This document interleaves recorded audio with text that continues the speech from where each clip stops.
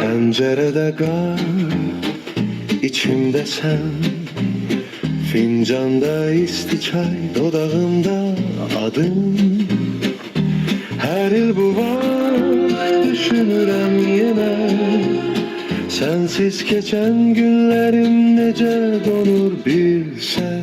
Düşün beni bu bayramda, sessiz anlarda, şam ışığında hiç ne etme.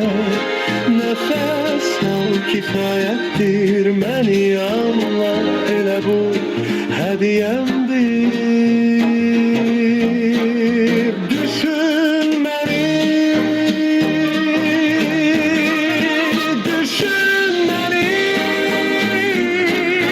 Hayat sensiz uzanır, karış karış. Görmürsen mi gözlerini, düşünürəm her darıxanda.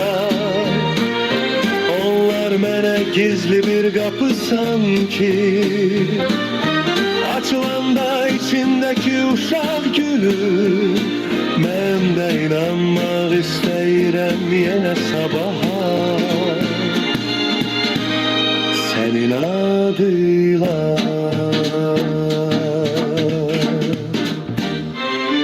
Leyli sabaha şelemişem bu gece, her mahnıda azca sen gizlenmişsen.